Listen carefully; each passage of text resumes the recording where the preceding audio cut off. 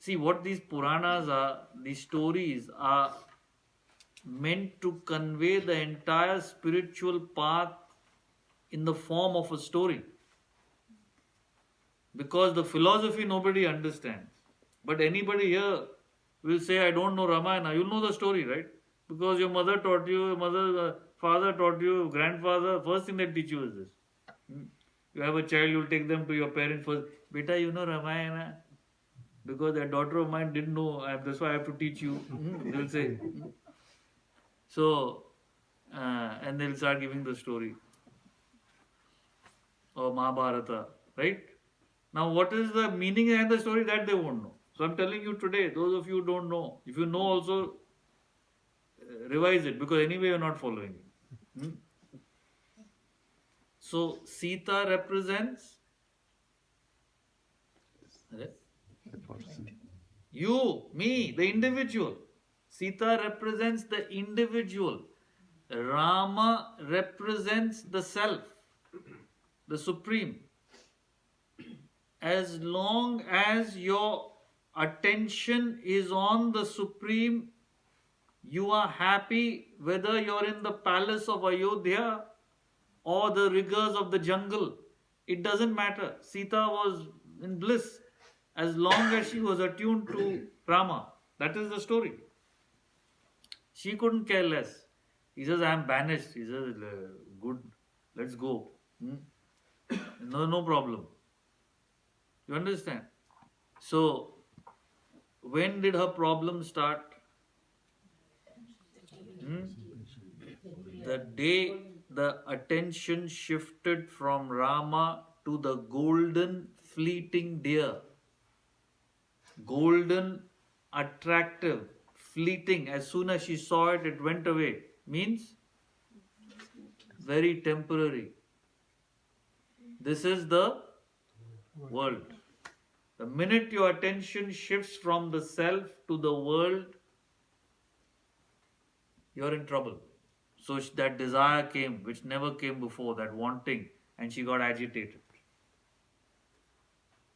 Even if you are in this stage, you can save yourself. If you withdraw, and that is the significance of the Lakshman Rekha.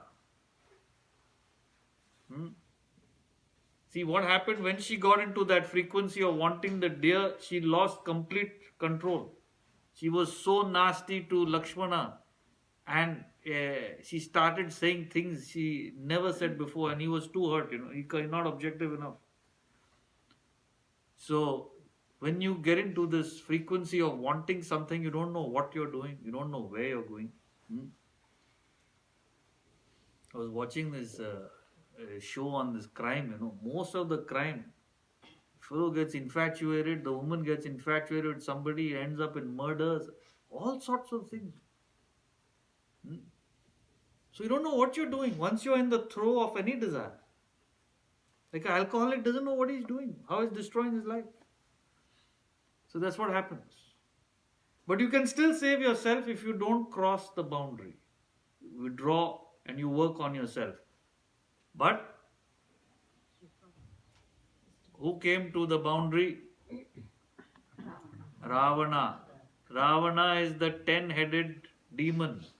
10 heads represent the 5 organs of perception, 5 organs of action. These are the 10 heads. Otherwise, to have something with 10 heads, does it have any meaning? It is a mockery.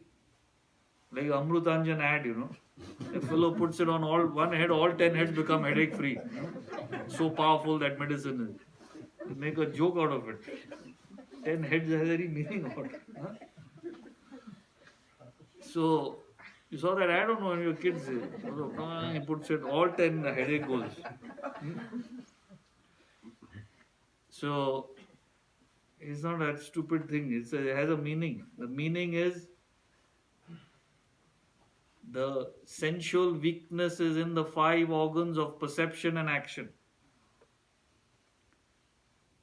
So if you don't cross the line, you are still safe. But if you cross the line, you become a captive of this materiality, sensuality. And that's the significance of the kidnapping. Hmm? And then you're in real trouble. But even at that time, you can save yourself.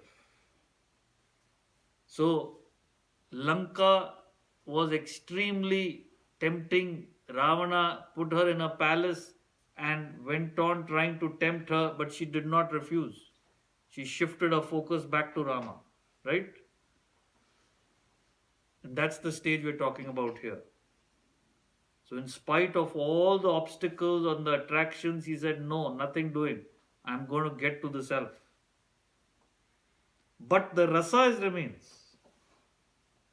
That attraction to the world remains. And when, so that means Lanka is still alive, still working, still functioning. So when did that change? But Sita said, no, I'm going to pursue this. I'm going to pursue this. And then what happened one day? Hanuman came. Because you are in a state, I really want to grow spiritually, but the world is so attractive. I'm torn between this and that and this and that and this. And you can go either way. But if you maintain your focus, you will develop that conviction, which is signified by Hanuman showing her that ring. Once she saw that ring, a wedding ring, then she knew there is no way. So once you get that conviction, it doesn't mean self-realization. So when you say seeing the Supreme, instead of Supreme, you can cut it out for yourself and say seeing the ring. You understand? For your Supreme is self-realization. Way before then, you develop that conviction. This is it. And once you have that, Lanka is burnt. So what did Hanuman do after he gave her the ring? He burnt the whole of Lanka. Means the sense objects become ineffective. They are burnt for you. So one day it will happen, don't worry. Now you go Fifth Avenue, every shop you want everything. One day will happen, you go there, nothing will happen. You understand? All the things are there, it doesn't have no effect at all. It's burnt. In that way I'm saying, it's burnt to you. So it's not difficult to conceive. Even now, some of you go there, what is the big deal? It's burnt to you. It has no meaning. Versus a person, they're craving for it. Oh, I want this. It's totally different. You may have you can afford it also. It has no meaning. So if you have that conviction. So that's what he's talking about. Even that rasa is relative and absolute. So Sita understood that time. There is no going back. This done with this. It has no meaning. And then it's a question of time for the union between Rama and Sita. You understand? You cross that ocean of likes and dislikes. Rama crossed the sea. The thoughts multiply. So monkeys represent the thought. The monkey army led by Rama represent the thought force that crosses the sea of likes and dislikes and unites with the self. You understand? It's all symbolic. It has no meaning at all if you take it literally. Monkey is all suddenly monkey. Monkey represents thoughts because thoughts constantly waver from one desire to the other and in the past and future. Two types of movement, right? So monkey is representative of thoughts, your own mind. So the mind has no focus. So they all started following Rama, means the mind starts functioning towards the self. It crosses all the obstacles, even the sea, the ocean, and unites with the self. So you see the symbolism.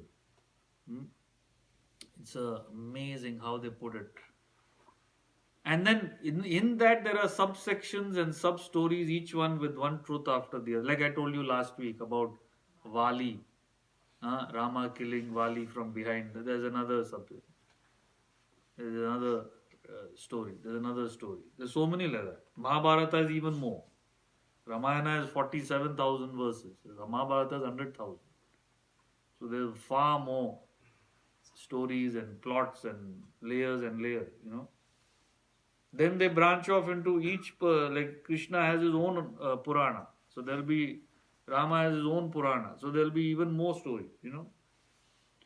But you must understand the significance. It all boils down to this. You have separated between you and the self is this desires. They have to be removed to get to the self. Comes down to that. Then you got to fit it in. What is it? This one trying to say? That one. Hmm? So don't worry. That's what he's saying. You put in the genuine effort, the world will leave you alone. Hmm? Don't blame. Don't worry about the world. You be worried about what you want to achieve. So, And there is not much time to do it. Hmm? That's also you must understand. Now, one day I'll do. Do it now, otherwise you'll never do it. Already most of the life is gone. Half, more. When you gonna do? Get up, wake up and start functioning.